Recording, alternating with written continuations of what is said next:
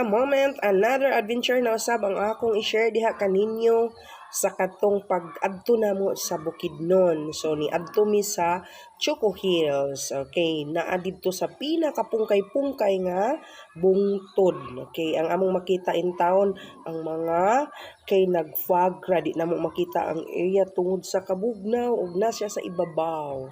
So amo gyung gilibot dito ang Choco Hills ug nalipay ug nalingaw mi sa ilang mga seeings, and then nagpicture sa puntaon mi ang mampod. So naami didto nagdiha mi nagloko-loko mi diha napita. Okay, pero ang among mga picture mga ngit-ngit jud in town kay ga-fog man didtong dapita. So kinahanglan jud og kapi. Okay, kapi. Pero wala mi nakainom sa kapi kay ningadto mi didto sa may kananan. So diha mi nagpicture mi mura may mga angel nga way mga pako. Tanawa o nagfog siya ba. Okay, dili jud nimo makit-an ang mga lagyo nga kay talan-aon. And then nisulod na diri sa native nila nga kananan. So nice kaayo kay bisag native nindot ang ilahang sulod, nagpicture sila ana.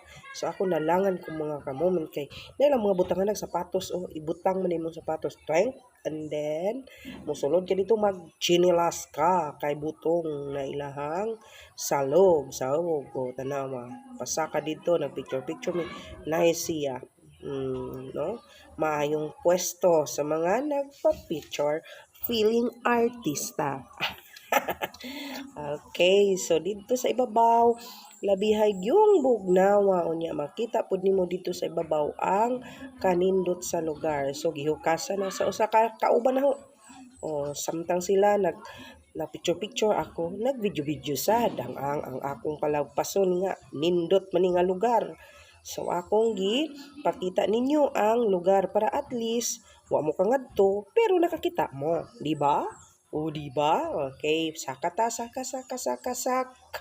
kay aron makita na to ang ubang area. Pero kani siya mga ka-moment ko ani siya forma din ni siya guitar. So among gipangita ni siya kung aerial view ang atong tan-awon kung nalang tay drone makita nimo nga forma jud siya og guitar. Okay, sa ibabaw mo ni siya. So far kay wala pa may tao didto nya bugnaw man ang panahon kay ka-101 man kamera may ni ngadto didto tan-awa diha ra jud sa among palibot ang makita ang didto sa unan wala gyoy makita tungod sa ka fog.